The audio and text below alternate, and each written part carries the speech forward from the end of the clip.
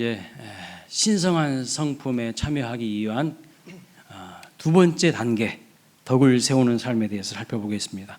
오늘 본문을 보시면요, 거룩한 하나님의 성품에 참여하기 위해서 8가지 단계가 있다고 말씀하고 있어요. 8가지 단계. 그림 한번 띄워줘 보십시오. 저렇게 믿음에서부터 시작해서 사랑에 이르기까지 8가지 계단이 있다는 것이죠. 그 기초와 시작이 뭐라고 말씀드렸습니까? 믿음. 맞습니다. 그렇습니다. 믿음. 오늘은요, 이제 덕에 대해서 살펴보겠습니다. 하나씩 다 살펴볼 거예요. 하나씩. 그래서 덕에 대해서 살펴보겠습니다. 오늘 본문 말씀 보니까요, 믿음 위에다가 덕을 더하라 이렇게 말씀합니다. 믿음에다가요, 덕으로 옷을 입히라 이런 뜻이에요. 여러분, 믿음의 방향은 어디를 향해야 되나요? 믿음의 방향. 믿음의 방향은요, 언제나 하나님을 향해야 됩니다. 그런데 믿음의 방향은 언제나 하나님을 향해 있어야 되는데, 덕의 방향은 그럼 어디를 향해야 될까요? 덕의 방향, 이웃, 다른 사람을 향해서 덕의 방향은 나아가야 됩니다. 오직 우리의 믿음의 대상은요, 하나님이에요. 이것은 타협할 수가 없어요. 나침반이 항상 N극을 어디를 가리키죠? 북극성을 향해 있는 것처럼, 북극을 가리키는 것처럼 우리의 믿음의 방향은요, 항상 누구를 가리켜야 돼요? 하나님을 바라봐야 돼요. 하나님을 지향해야 돼요. 그럼 덕의 방향은 어디일까요? 우리 이웃이라는 거예요. 사람이라는 거예요. 사람을 향해야 됩니다. 우리는요, 하나님을 향하여 온전한 믿음으로 살아가야 하고, 동시에 사람들을 향하여 덕을 끼치는 삶을 살아야 된다고 말씀하고 있어요. 자, 오늘 본문 5절에 보면 너희가 더욱 힘써 믿음에 덕을 더해야 된다 이렇게 말씀합니다. 에베소서에서는요, 이 덕에 대해서 이렇게 말씀하고 있어요. 4장 29절 말씀 읽어봅니다. 무릇 더러운 말은 너희 입 밖에도 내지 말고 오직 덕을 세우는데 소용되는 대로 선한 말을 하여 듣는 자들에게 은혜를 끼치게 하라. 아멘. 이때 아멘 하는 거예요. 아무 때나 아멘 하는 게 아니라 한번 따라서 하겠습니다. 덕을 세우라. 덕을 세우라. 덕을 세우라. 덕을 세우라. 여러분, 그러면 그 덕이 뭘까요? 덕을 세우라고 하는데, 덕이라는 개념이 머릿속에 있으세요? 덕이 뭘까요? 우리는요, 알고는 있어. 근데 말로 해보라고 하면은 이게 어떻게 설명해야 되지? 쉽지 않아요. 그렇죠? 덕에 대해서 우리는 감이 있어. 뭔 말인지 잘 알아. 자, 원래 고대 그리스 철학, 헬라 철학에서는요, 이 덕이라는 개념이 도덕적인 성품이 아니었어요. 아리스토텔레스, 소크라테스, 철학, 플라톤 이런 사람들이 말하는 덕은요, 성품의 개념이 아니라 탁월성의 개념이었습니다. 탁월성의. 예를 들면 이런 거예요. 자전거가 고장이 났어요. 자동차가 고장이 났습니다. 그러면 자전거나 자동차를 고치는 기술자들에게 있어서 최고의 덕은 뭡니까? 착한 것이 아니에요. 성품이 좋은 게 아니라 잘 고치는 기술의 탁월성이 덕이라고 했어요. 언제요? 고대 철학자들은 그렇게 생각했다는 거예요. 아무리 성품이 좋아도 내가 자전거를 맡겼는데 그 고장난 자전거를 잘 고칠 수 없다면 그것은 덕이 있는 게 아니고, 내가 맡겨놓은 물건을 더 이상하게 해놓았다면 아무리 그 사람이 착해도 그런 수리점을 다시는 가지 않을 거예요. 그렇죠? 따라서 물건을 고치는 사람에게는 물건을 고치는 능력의 탁월성을 덕이라고 생각했습니다. 그런데 여러분, 이 덕이라는 개념이 라틴 문화로, 라틴 철학으로 넘어오면서는 조금 개념이 달라져요. 이러한 탁월성에다가 도덕적인 성품이 더해집니다. 그래서 덕을 가리켜서 뭐라고 하냐면 moral excellence라고 해요. 도덕적 탁월성이라고 합니다. 예를 들면 이런 거예요. A라는 식당이 있고요, B라는 식당이 있어요. 근데 A라는 식당에서도 음식을 너무 잘해. B라는 식당에서도 음식을 너무 맛깔나게 잘해. 탁월하게 음식을 잘합니다. 그런데 가만히 보니까요, B 식당 주인과 직원들이 A 식당 직원들과 주인보다 훨씬 친절합니다. 그러면 여러분 어떤 식당 가실 것 같아요? 둘 다 음식을 잘한다니까요. 그러면 어떤 식당을 가실 것 같아? 그렇죠. 친절한, 더 사람을 생각해주고 배려해주는 그런 식당 가지 않겠습니까? 당연히 음식 솜씨가 비슷한데 기왕이면 더 친절한 식당에 갈 거예요. 그래서 점차 이 덕이라는 개념이요, 실력에다가 인격이 더해진, 자막을 넘겨주십시오. 실력에다가 인격과 성품이 더해지는 그런 개념으로 바뀌었어요. 그래서 성경에서 말하는 덕의 개념은 무엇인가? 고대 헬라 그리스 철학적인 개념이 아니라 오히려 라틴 철학에 가까운 덕의 개념입니다. 자, 성경에서 보면 믿음을 가리켜서 여러분 뭐라 하죠? 믿음을 가리켜서 뭐라고 비유합니까? 주로 금보다도 더 귀한 믿음이라고 해요. 금보다도 더 귀한 믿음. 뭐 동의 안 하실 분도 있을 거예요. 금이 더 귀하지, 돈이 더 귀하지, 뭔 그러면 믿음이 더 귀해? 이런 분도 있을지 모르겠어요. 유물론자들은 그럴 거예요. 이 세상에 오직 물질만 있다고 생각하는 유물론주의자들은요, 뭔 믿음이 중요해, 돈이 중요하지, 이럴 거예요. 근데 성경은 분명히 뭐라고 말하냐면 금보다 더 귀한 믿음이라고 말씀하고 있어요. 베드로전서 1장 7절 말씀 같이 한번 읽어볼까요? 시작. 너희 믿음의 확실함은 불로 연단하여도 없어질 금보다 더 귀하여 예수 그리스도께서 나타나실 때에 칭찬과 영광과 존귀를 얻게 하려 하실 것이니라. 아멘. 아멘. 금보다 믿음이 훨씬 귀하다고 말씀하고 있어요. 그런데 그 귀한 믿음을요, 아름답게 포장지에다가 이렇게 정성스럽게 포장하는 것과 같은 것을 덕이다고 말하고 있어요. 덕이다고. 여러분, 우리가 전도를 하다 보면 복음이 문제가 있습니까? 하나님의 말씀이 문제가 있습니까? 아니요. 복음은 아무 문제 없어요. 하나님의 말씀은 아무 문제가 없습니다. 그런데 전달하는 방식에 있어서 문제가 있어요. 전달하는 방식에 있어서. 그래서 오늘 본문은요, 믿음의 덕을 입혀야 된다, 이렇게 말씀하고 있어요. 복음은 아무런 문제가 없습니다. 그런데 그 복음을 전달하는 우리의 태도가 덕이 없거나 부족할 때가 많이 있다는 것이죠. 같은 복음이라도, 같은 예수님이라도 누가 전하느냐에 따라서 마음의 문이 열리기도 하고, 똑같은 복음인데 어떤 사람은요, 그 마음의 문을 확 닫아버리는 사람도 있어요. 왜요? 덕이 없는 사람들이 입만 나불나불 거리니까요, 듣지 않는 거죠. 너나 잘 믿으세요, 너나 잘하세요, 이렇게 하는 거예요. 그러니까요, 내용의 문제가 아니라 전달하는 사람이 덕스러운 사람인지 도덕적 탁월성이 있는지를 본다는 거죠. 여러분, 믿음은 아무 문제가 없어요. 하나님의 복음은 아무 문제가 없어요. 그런데 그 복음을 담고 있는 우리의 삶이요, 별로 덕스럽지 못해, 도덕적이지 않아. 그러니까요, 세상 사람들한테 손가락질 당하는 거예요. 당신이나 잘 믿으시라고요. 자, 그러면 한번 질문을 해보겠습니다. 우리 한국의 그리스도인들, 기독교인들은 덕스럽습니까? 덕이 있습니까? 세상 사람들에게 매력적으로 보입니까? 예, 여기 앉아 계신 분들 중에도요, 고개를 이렇게 벌써 흔드신 분이 있어.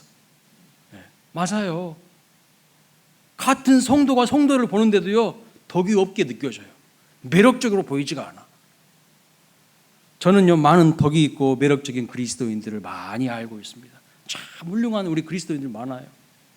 저절로 고개가 다 숙여지는, 정말 하나님 앞에 바른 믿음으로 서 있고요, 또 사람들한테도 덕을 끼치는 그런 그리스도인들 저는 많이 알고 있습니다. 그러나 점차 많은 사람들에게, 특히 비기독교인들에게 비춰진 우리 기독교인들의 모습, 성도들의 모습은요, 시선이 좋지 않아요. 아주 시선이 좋지 않아요. 코로나19 이후에 종교인들에 대한 이미지 조사를 하였습니다. 그림을 한번 보여줘 보세요. 거기 보니까요, 불교와 천주교인들은요, 이미지가 어떻다고 말합니까? 온화하대요, 친절하대요, 윤리적이대요, 심지어 따뜻하대요. 근데 기독교는 뭐라고 먼저 아세요? 기독교는 이렇게 말하고 있어요. 거리를 두고 싶다, 사기꾼 같다, 이중적이다. 예, 이게 기독교인들에 대한 세상 사람들의 이미지예요, 느낌이에요. 사기꾼 같대요, 사기꾼. 이중적이고, 교회에서는 거룩한 척하고 교회당을 나가면은 이 사람이 뭐 세상 사람인지 예수 믿는 사람인지 도저히 구별이 안 가. 입에서 나오는 말들은요, 전혀 덕스럽지가 않아요. 함부로 말해버리고요. 윤리적이지도 않고요. 그러니까 사기꾼 같다고 하는 거죠. 물론 여러분, 우리는 억울해요. 왜냐하면 이 조사에는요, 구원파, 신천지, 안상홍 증인, 하나님의 교회, 이런 이단들도 다 포함되어 있기 때문에 그 사람들은, 세상 사람들은 그놈들이 다 그놈들로 보는 거예요. 이단이나 정통 교회나 잘 차이를 몰라요. 그래서 억울한 면이 분명히 있습니다. 그러나 이것이 바로 비기독교인들이 보는 한국교회 성도들에 대한 모습이라는 거죠. 요즘 대중매체, 영화나 드라마에서 보여주는 기독교인들의 이미지, 전형적인 모습을 어떻게 그리고 있습니까? 부도덕한 인물로 그리고 있어요. 전 세계 1위였던 넷플릭스 드라마 오징어 게임이나 더 글로리라는 그 드라마를 보면요, 비호감 3인방이 나오는데 모두 기독교인입니다. 비호감 3인방 다 기독교인.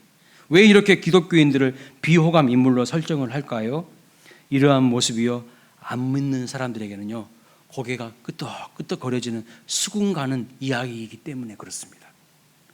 심지어 미국에 유명한 플로 신학교라고 하는 좋은 신학교가 있는데 거기 총장님이 책을 썼는데요, 그 책 제목이 뭔지 아세요? 무례한 기독교. 기독교가 무례하대. 무례한 그리스도인들이 너무 많다는 거예요. 간혹 뉴스에 나오는 내용인데요, 기독교인들이, 넘겨주세요, 절에 가서 불을 질렀다는 내용 여러분 들어보셨어요? 절에 가가지고요, 불상에다가 저렇게 막 락화로 막 낙서를 하고요, 예? 목을 막 다 잘라버리고요, 막 이런 내용들이 가끔씩 뉴스에 나와요. 제가 우리 기독교인들의 어떤 몰상식한 모습들에 대해서 인터넷에서 검색을 하니까 아주 이런 일들이 뉴스에는 잘 안 나오는데 인터넷 기사에 비일비재하게 많이 올라와 있더라고요. 깜짝 놀랐습니다. 한두 건이나 그랬겠지 그런 생각을 했는데 검색을 막상 해보니까 그게 아니에요. 진짜 많은 내용들이 있었어요. 성경에 보면 하나님께서 우상 숭배하지 말라 이런 내용을 이상하게 왜곡해서요, 불상을 불태우고 목을 자르고 막 거기에다가 낙서를 막 해놓고 락화칠을 해놓고, 이거 뭡니까 여러분? 다 몰직한 행동이에요. 하나님이 기뻐하시는 행동이 절대 아니죠. 이런 행동을 한 것이 절대 믿음이 좋아서 한 행동이 아닙니다. 잘못된 믿음, 해로운 믿음이요, 이상한 행동을 낳은 것입니다. 하나님이 우상 숭배하지 말라고 했으니까 그럼 대한민국에 있는 모든 절에다가 다 불을 질러야 됩니까? 불상에 목을 다 잘라내야 되는 거예요? 어떻게 하나님의 말씀을 이렇게 해석하고 적용할 수가 있냐는 말이에요. 우상 숭배하지 말라는 말은요, 1차적으로 본질적으로 무슨 말이냐면 하나님을 믿는 자들에게 주신 명령이에요. 우리에게 주신 명령이에요. 우리 마음속에 두 마음 품지 말라는 거예요. 하나님 믿는다고 하면서 딴 마음 품고 살아가는 우리 속에 있는 우상을 제거하라는 말이지, 다른 종교한테 가가지고 해코지하고 이상한 짓 하는 것이 그게 그리스도인입니까? 그거 아니에요. 일부 기독교인들은요, 불신자들이나 타 종교인들에게만 무례한 것이 아니라 같은 그리스도인들에게도 엄청 무례해요. 같은 그리스도인들에게도. 분쟁이 있는 교회들 보세요. 정말 덕스럽지 못합니다.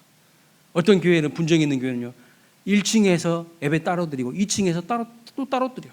서로 갈라져 가지고 같은 건물 1층과 2층에서요 따로따로 예배 드린다고요. 하나 되지 못해서.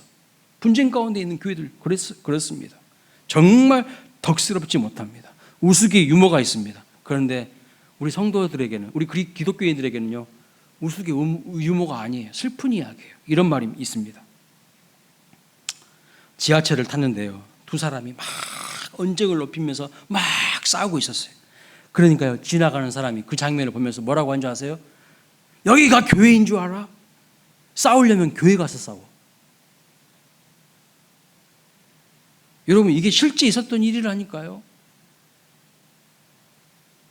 사람들의 눈에 비친 교회의 모습은요, 맨날 싸운다는 거예요. 서로 성령 안에서 하나 되지 못하고 한마음 되지 못하고 같은 예수님을, 같은 성경을 보고 있는데도 서로 마음이 나뉘어지고 누가 크냐 누가 높냐 분쟁하고 조금만 사소한 것에도 픽 꼬라가지고 마음이 나눠지는 모습들. 이 덕스럽지 못한 이런 성도들의 모습, 기독교인들의 모습들을 너무나도 많이 우리가 적나라하게 보여주고 있는 거예요. 가슴 아픈 이야기입니다. 심지어 여러분, 우리가 얼마나 하나님께도 무례한지 몰라요. 엄청 무례합니다. 정광훈이라는 사람이 있습니다. 이 사람이 자칭 목사라고 하면서 저는 목사라고 인정하지 않습니다. 어디서 신학교육 제대로 받았는지 안수 제대로 받았는지 정확하지가 않아요. 뭐 사랑제일교회 담임 목사라고 하는데 이 사람 정말 하나님께 무례합니다. 이 사람이 뭐라고 말한 줄 아세요?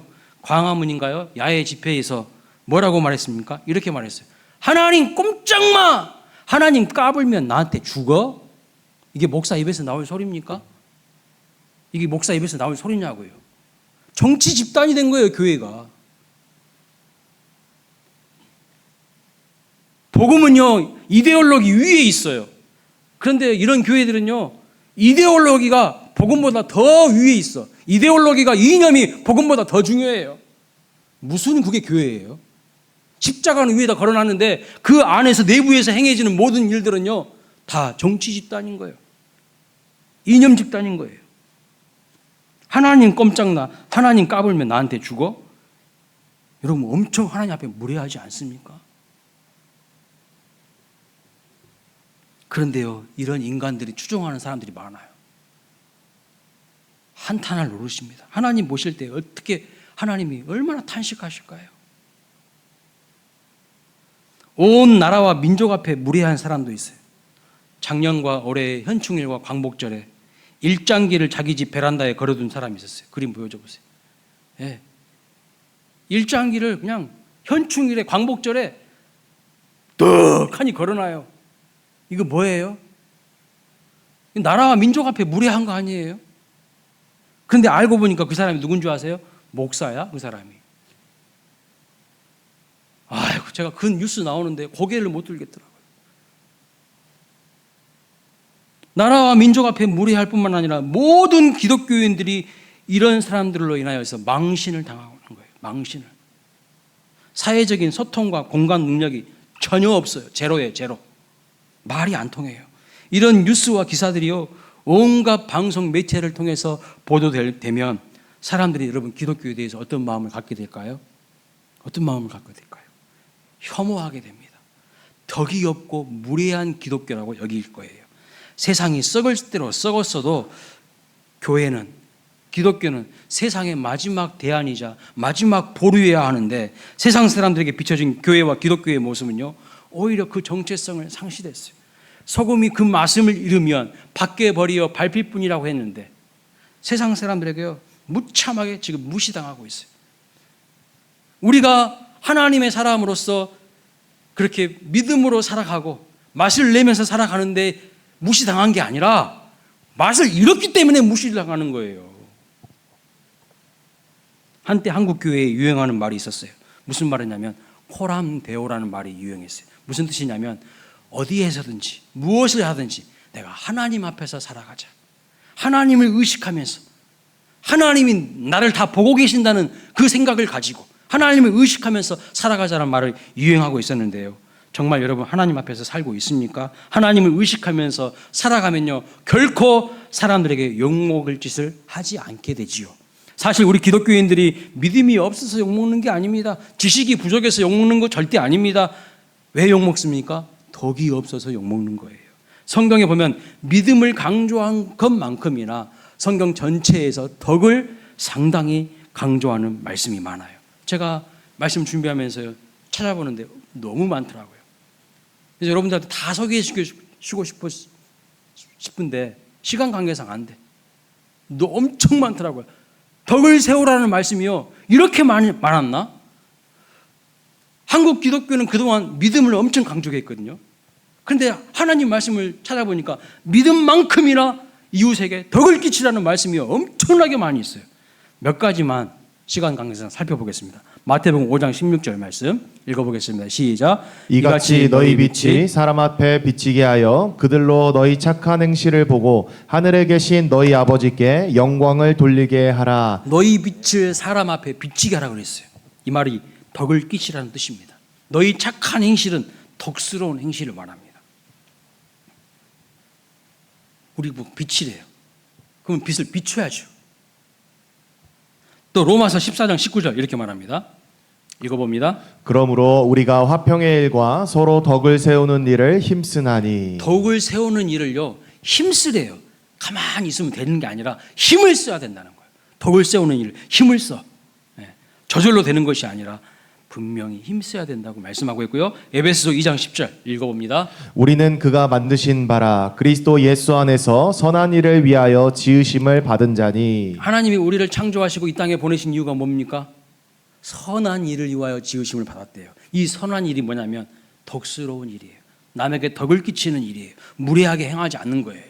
그 다음에 베드로전서 2장 9절 말씀.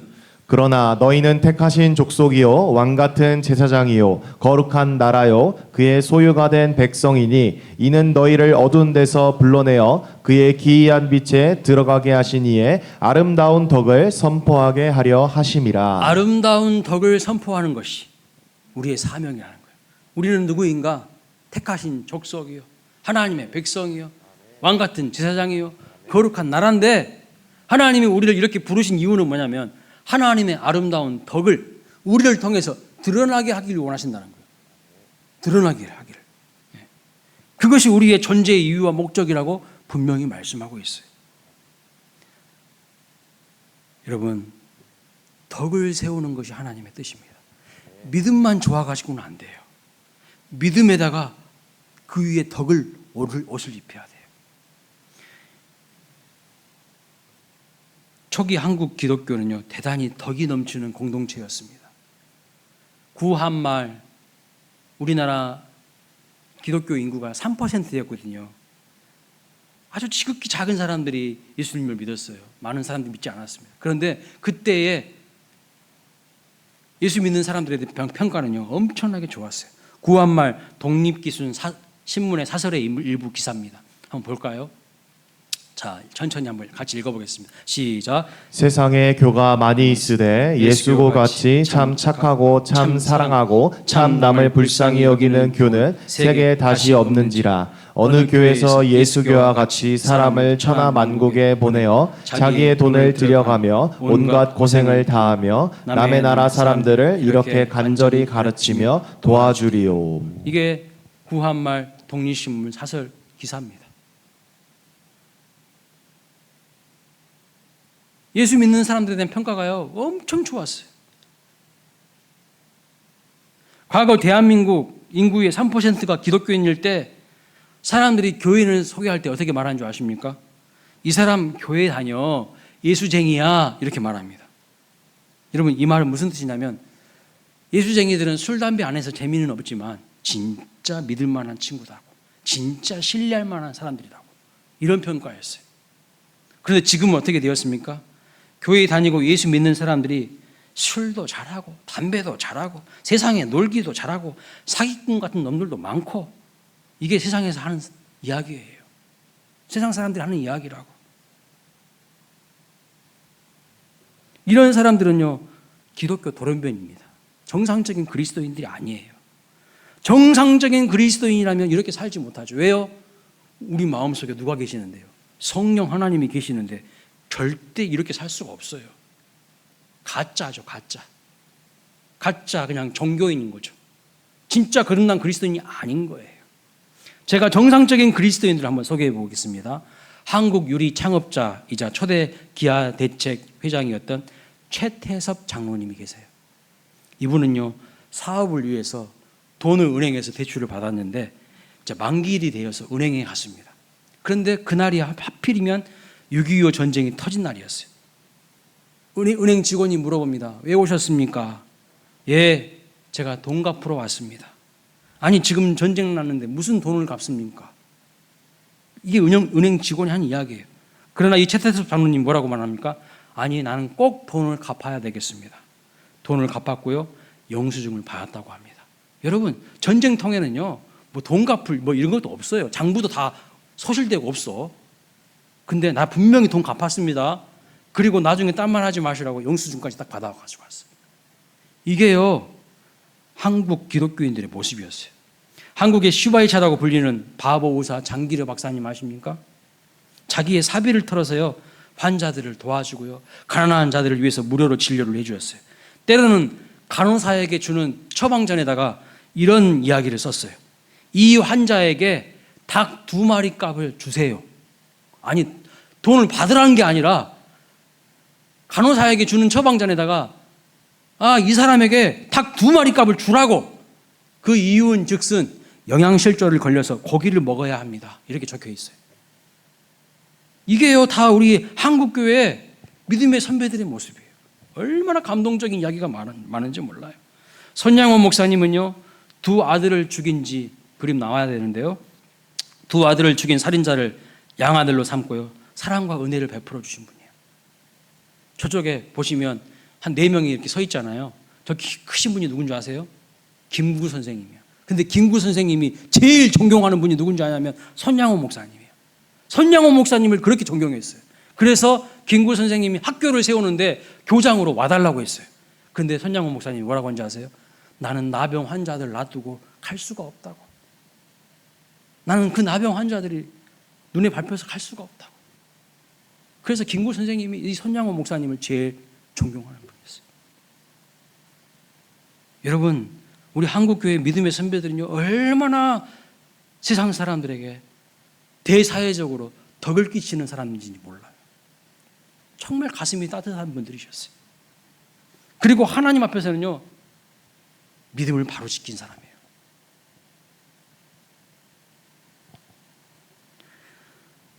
서른세 살의 나이로 죽은 바보 청년 의사 안수연 씨라고 아십니까? 이 사람이 바로 덕을 끼치는 그리스도인의 전형적인 모습이죠. 이분의 영상을 한번 같이 보도록 하겠습니다. 영상 준비되셨죠?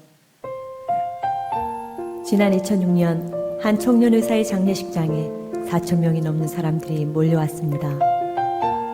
동료 선후배들뿐만 아니라 환자들과 가족들, 병원 청소하는 분, 식당 아주머니, 침대 미는 도우미 등 모인 그들은 모두 가슴에 뜨거운 눈물을 흘리며 그를 그리워했습니다. 그는 매일 밤 회진을 돌며 조용히 제 손을 잡고 기도해 주었습니다.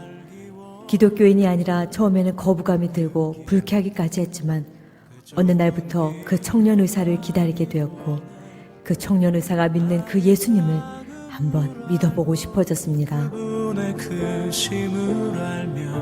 암투병 중인 남편을 간호하느라 몸도 마음도 지쳐 있었는데 그 청년 의사가 다가와 성경책 한 권과 찬양 테이프를 전해주고 갔습니다.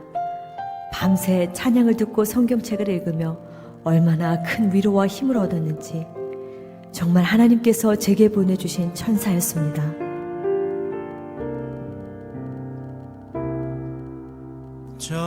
병원 매점 앞에서 오랫동안 구두를 닦아왔는데 제게 항상 허리를 굽혀 공손하게 인사하는 의사는 그 청년이 평생 처음이었습니다. 그 겸손한 모습에 예수 믿는 사람들을 다시 보게 되었습니다. 그 청년 의사는 퇴원하여 집에서 투병 중인 아들을 잊지 않고 찾아와 늘 격려해주고 꿈을 심어주었습니다. 아들은 아직 침대에 누워있지만 이제 다른 사람들과 교회들, 열방을 위한 중보기도자가 되었습니다. 일일이 다 열거할 수 없는 수많은 사람들에게 사랑을 나눈 그 청년 의사는 바로 고려대학교 의과대학병원의 내과 전문의였던 안수연 형제입니다. 의사로서 심히 바쁘고 분주한 가운데서도 그는 늘 마음의 귀를 열어 환자들의 얘기를 들어주었고 죽음을 맞이하는 환자의 가족들을 위로하기 위해 영안실을 찾기도 했습니다. 돈이 없는 환자 대신 병원비를 내어주기도 했으며 2000년도에 있었던 전국 의사파업대회는 수많은 비난과 불이익의 위협 속에서도 홀로 병원에 남아 밤을 새우고 끼니를 걸러가며 환자들을 지켰습니다.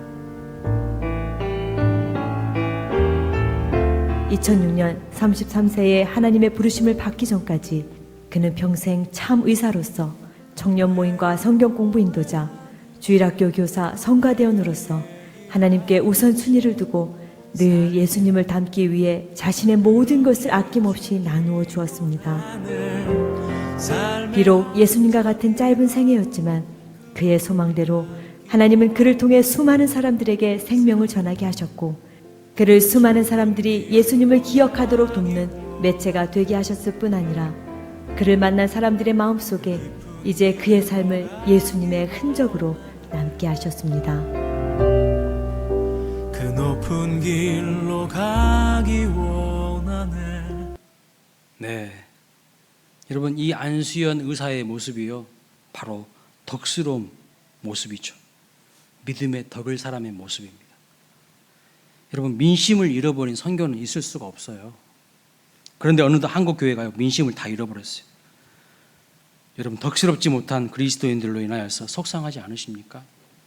저는 가끔씩 막 뉴스에서 막 교회에 대한 어마어마한 이야기들이 막 나올 때요 엄청 막 마음이 아파요. 속이 상해요.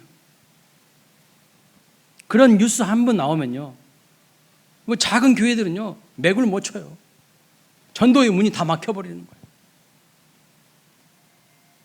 그런데 여러분 희망이 있습니다. 어떤 희망이 있습니까? 내가 바로 장기려 박사 같고 최태석 장로님 같고 안수연 청년 같은 사람이 되면 희망이 있는 거예요. 우리 한 사람이요 한 사람이 안수연 청년 같은 그런 사람이 되면 희망이 있죠. 내가 바로 덕스러운 그리스도인이 되면 되는 것입니다. 우리 한 사람이 덕스러운 사람이 되고 우리 수원광일교회가 덕스러운 교회가 되면 누군가가 이런 모습을 통하여서 예수님을 알게 되고 예수님을 영접하게 될 줄로 믿습니다. 자, 그러면 어떻게 하면 우리가 덕스러운 사람이 될 수 있을까요? 어떻게 하면? 에베소서 4장 29절에 말씀합니다. 무릇 더러운 말은 너희 입 밖에도 내지 말고 오직 덕을 세우는데 서용되는 대로 선한 말을 하여 듣는 자들에게 은혜를 끼치게 하라. 이 말씀을 근거로 해서 세 가지를 살펴보도록 하겠습니다. 첫째로요, 더러운 말은 입 밖에도 내지 마십시오. 더러운 말은요, 더러운 마음에서부터 비롯되는 거예요. 이 더러운 말을 헬라어 원문을 보니까요 이렇게 말하고 있어요. 시프로스라는 말인데 그 의미는 뭐냐면 썩었다는 뜻이에요. 썩었다. 썩은 말이 나오려면 마음속에서 오랫동안 삭혔다는 뜻입니다. 썩어져 있었다는 거예요. 그러니까 잘못된 마음과 생각들 빨리빨리 그때 마음에 담아두지 말고 처리해야 되는 거예요. 제거해야 되는 겁니다. 그런데 나쁜 마음들을 회개하여 없애지 않고요 그냥 방치해 두면요 그것이 나중에 더러운 말이 되어서 입만 벌리면 욕이 터져 나오고 썩은 소리를 하는 거예요. 더러운 입이 되는 거예요. 더러운 입이. 아니 한 입으로 하나님을 찬양하고 또 그 입으로 더러운 말을 할 수가 있습니까?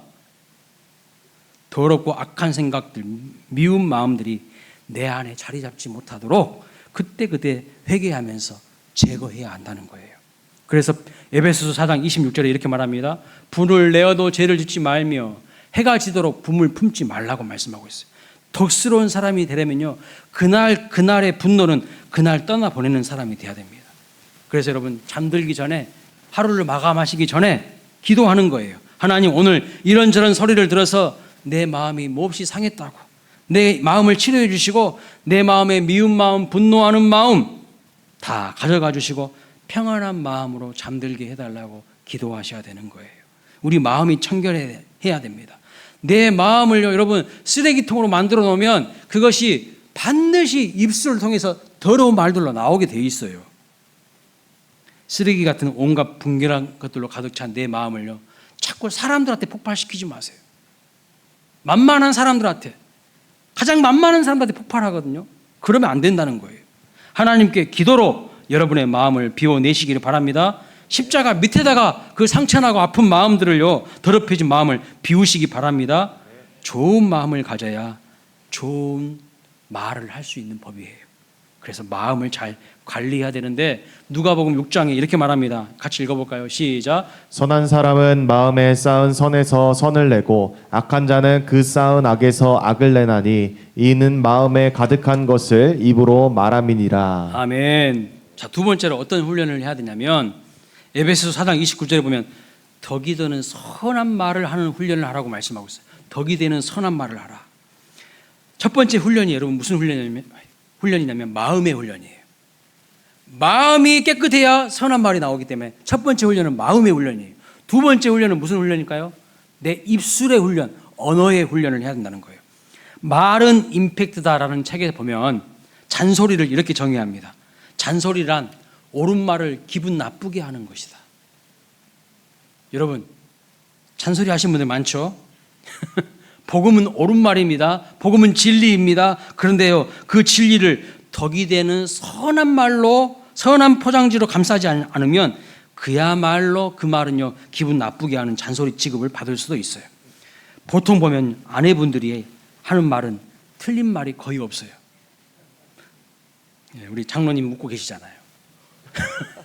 남편분들 거의 다 동의하실 겁니다. 아내 말은 틀린 말이 하나도 없어요. 그런데 왜 듣기 싫을까요? 왜 듣기 싫으냐면요, 기분 나쁘게 말하니까 안 들려요. 잔소리로 들려요. 아마 남편 되시는 분들은 다 공감하실 겁니다. 물론 반대로 남편이 잔소리를 잘하시는 분들도 있을 수 있어요. 잔소리는요, 옳은 말을 기분 나쁘게 하는 소리야. 내용이 문제가 아니라니까요. 옳은 소리를 기분 나쁘게 하면 잔소리밖에 안 되는 겁니다. 복음도 하나님의 말씀도요, 진리예요.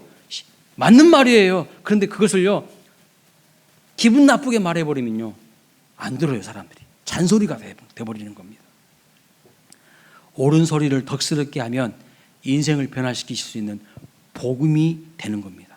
우리는 다 복음을 갖고 있고 하나님의 진리의 말씀을 가지고 살아가는 사람들입니다. 그런데 그 말씀을, 그 진리를, 그 복음을 덕스러운 말과 태도로 표현하는 입술의 훈련, 언어의 훈련을 해야 된다는 거예요. 잠언 15장 4절에 이렇게 말합니다. 온순한 혀는 곧 생명나무이지만 배역한 해는 마음을 상하게 하느니라. 아무리 옳은 말도요, 때로는 마음을 상하게 할 수가 있어요. 사랑하는 여러분, 악한 감정이 있을 때는 침묵하시고 하나님 앞에 그 마음을 털어놓으시고 입을 여실 때는 덕을 세우는 아름다운 말을 하시기를 주님의 이름으로 축복합니다. 자, 은근히 사람을 나쁘게 하는, 기분 나쁘게 하는 말이라는 글이 있어서 소개해 보겠습니다. 우리는 이런 말을 사용해서는 안 돼요. 첫 번째, 사람 은근히 나쁘게 하는 말이 있는데요, 이런 말입니다. 기분 나쁘게 생각하지 말고 들어. 여러분, 기분 나쁘게 생각하지 말고 들어, 그 말은 뭔 말이에요? 이미 이게 기분 나쁜 말이라는 것을 자기도 알고 있잖아요. 그러면서 뭐하러 남에게 들으라고 하는 겁니까? 안 하는 것이 좋아요. 예? 그런 말을 하지 말라는 거예요. 왜 기쁜 나쁜 말인 줄 알면서도 남에게 하냐는 거예요. 하지 마세요. 두 번째, 이제 와서 하는 말인데 이런 거 하지 마세요. 이런 말. 예? 지금까지 앞으로 안 했으면 앞으로도 하지 말라는 뜻입니다. 근데 왜 합니까? 이제 와서 하는 말은요, 벼르고 하는 말이에요. 벼르고 하는 말. 벼르고 하는 말 치고는요, 좋은 말, 선한 말 거의 없습니다. 세 번째, 이런 말 꼭 하면 안 돼요. 무슨 말이냐면, 내가 이 말까지는 안 하려고 했는데, 이 말까지 안 하려고 했으면 안 해야지. 뭐 하려고 합니까? 근데 사람들은요, 막 해버려. 이 말까지는 안 하려고 했는데 하면서 해버려. 내가 이 말까지 안 하려고 했는데. 그러면요, 그냥 그 말 하지 마세요. 하지 않는 것이 좋아요.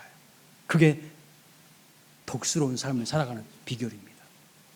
마지막 세 번째로, 우리가 덕스러운 사람이 되기 위해서는요, 듣는 사람에게 은혜가 되는 말을 하라고 말씀하고 있어요. 에베소 4장 29절에. 가끔 제가 식당이나 카페에서 성도들끼리 모임을 하실 때가 있죠, 가끔씩. 그러면 교회 이야기하게 되고 누구누구 이야기하게 되고 그럴 겁니다. 그때 덕이 안 되는 이야기, 은혜 안 되는 이야기를 하시는 분들이 있더라고요. 제가 경험했어요. 있더라고요. 제가 카페에서 혼자 조용히 커피 마시고 있는데요, 옆에서 하는 소리 들어보니까 어느 교회 성도님들이야, 어느 교회 권사님들이야. 근데 하는 말들이요, 너무 부정적이야. 너무 은혜가 안 돼. 제가 경험을 해버렸어요. 여러분, 가능한 부정적인 이야기 하지 마세요. 다른 사람들도 다 함께 있는 장소이고 거기 종업원들도 왔다 갔다 하면서 이야기를 듣고 있기 때문에 대화 내용이 좋지 않으면 일체의 호칭도 장로님, 권사님, 목사님이랑 호칭을 하지 마세요. 덕이 안 돼요. 그냥 사장님, 선생님, 부장님 이렇게 말하세요. 하나님 영광 다 가려버리는 거야. 그런데 막 어떤 분들은 대놓고 막 막 안 좋은 이야기 하면서 대놓고 막 권사님, 장로님, 목사님 막 이렇게 하고 있어. 그럼 교회를 어떻게 하는 거예요? 먹칠하는 거죠. 덕을 세우는 사람은 항상 은혜로운 말을 하는 사람들입니다. 은혜로운 말. 가정에서 남편과 아내가 부부싸움 하다가 감정이 격해질 때에 부정적인 말은요, 절대로 자녀들 없는 데서 하세요. 될 수 있으면 부부싸움은요, 자녀들 없는 데서 하세요. 특히 부부싸움 하면서 이런 말 절대 하시면 안 돼요. 우리 목사님이 어떻다, 우리 장로님이 어떻고 성도님이 어떻다, 부정적인 말들은요, 절대로 자녀들 앞에서 하면 안 돼요. 그것은요, 자녀들의 신앙을 다 죽여버리는 거예요. 영적 살인자가 되는 거예요. 예? 그 말을 듣는 여러분의 자녀들이 교회를 떠나게 돼요. 하나님 떠나게 되는 영적 살인자가 되는 겁니다. 자녀들 앞에서 하나님을 간증하세요. 하나님을 높이는 은혜로운 말을 하시기 바랍니다. 골로새서 4장 6절 말씀 이렇게 말합니다. 읽어볼까요? 너희 말을 항상 은혜 가운데서 소금으로 그 맛을 냄과 같이 하라. 그리하면 각 사람에게 마땅히 대답할 것을 알리라. 어디를 가든지 어떤 장소를 가든지 참 은혜를 끼치는 말을 하시는 분들이 있어요. 그 모임을 은혜롭게 만드시는 분들이 있는가, 반면에 어떤 분들은요, 그 은혜로운 분위기를 망치고 세속적으로 만들어가는 사람들이 있어요. 절대 여러분 그러시면 안 됩니다. 우리 모두 항상 소금으로 맛을 내듯이 은혜로운 말로 덕을 끼치는, 덕을 세우는 하나님의 사람들 되시기를 주님의 이름으로 축원합니다. 아멘. 다음.